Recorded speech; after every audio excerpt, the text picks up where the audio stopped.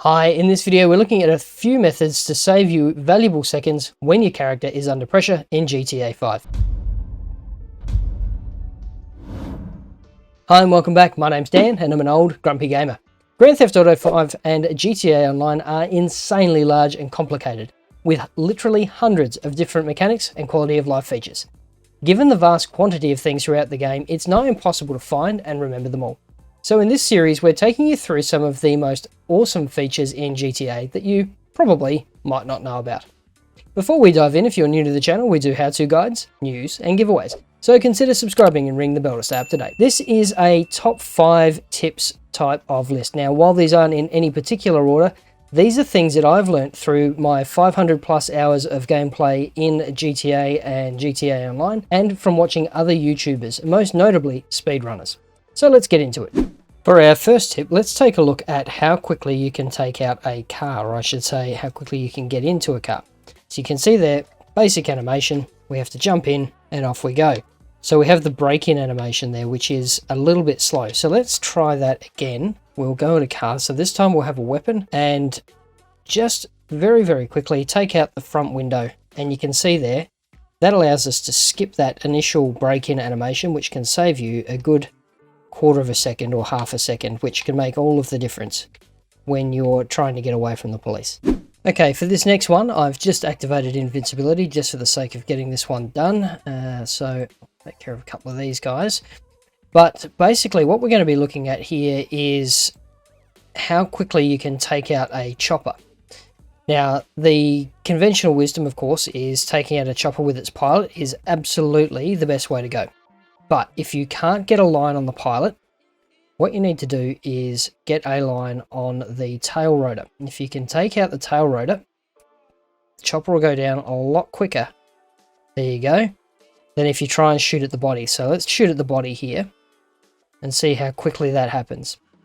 So you saw that go down really, really fast before. Doing this without invincibility would be pretty interesting. You see now it's starting to stutter. Just getting it to smoke now. So we've wasted maybe 2 or 3 clips on this so far. And it looks like it's starting to go down. And there it goes. So you can clearly see the difference there between taking it out with the tail rotor and taking it out. Well, it still didn't go down properly anyway. Taking him out with the actual body. So bang, just there. So that was so much faster. So for the next tip, we've got ourselves a warrant. It's not too bad. It's only 1 star, but this will work on anything up to 3 or 4 stars where they're not sending in the army. Now, you can go for a drive all the way across the map if you like, or what you can do is note that the police only have a regular line of sight, the same as people do in the heists. So you can evade them fairly easily by using back alleys and streets and hidden little hidey holes around the place. So you can see here I'm just ducking around some back streets, and once I lose sight there, we'll end up dropping down. We've got some security guards. We'll end up dropping off their radar. But the trick is using hidey holes and back alleys and little bits and pieces can make it much harder to find you. Instead of driving around wildly, let's just hop into here, which is I've just found at random, and we'll take cover. You can see he just managed to drive straight past, didn't even see me there. So with any luck, just hiding out here for just a few moments should do the trick. So again, we're not driving around the map wildly, we're not attracting additional attention, we're just hiding. There we go, all done.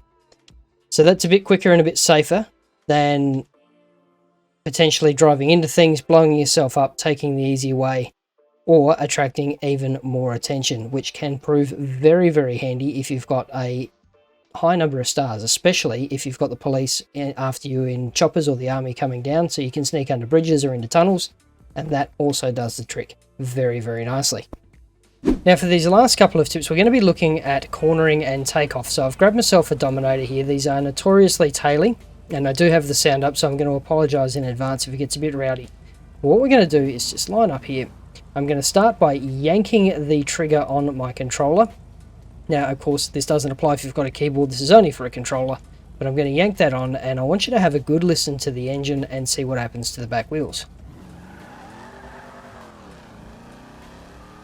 So that was a massive break in traction.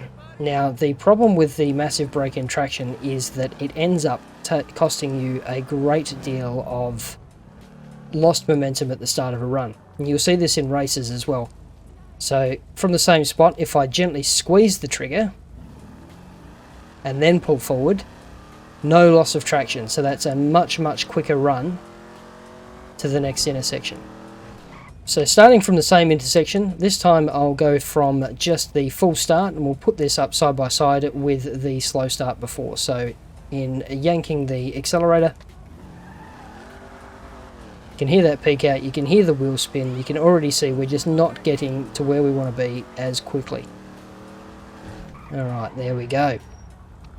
So the next thing we're going to look at, in the final tip for this little video, is going to be on the turning, the U-turns and the handbrake turns.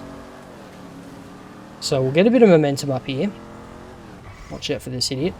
And do a very, very quick U-turn here. So that's on the handbrake. Quick turn, plant the foot again, and you can hear it and it gets all sorts of taily. It's not really that flash. Whoa, and just watch out for that clown. Right, there we go. So we started from about here. Now I'm going to go back up, same kind of speed, and this time I'm going to do a controlled turn instead of a handbrake. So just up past where that truck was. Slow it down, turn, and then gently squeeze on the accelerator again, and you can see that is much, much quicker. Now these don't make a big difference individually, but once you combine them with some of the other tips you've seen, it can mean the difference between your character getting busted and your character not getting busted. So what are your thoughts? Do you have any tips for other viewers, or would you like us to cover something specific? Leave your comment down below, and check out the video on the left for some more tips, or the one on the right for some more old Grumpy Gamer goodness. Stay safe, wash your hands, and we'll see you in the next video.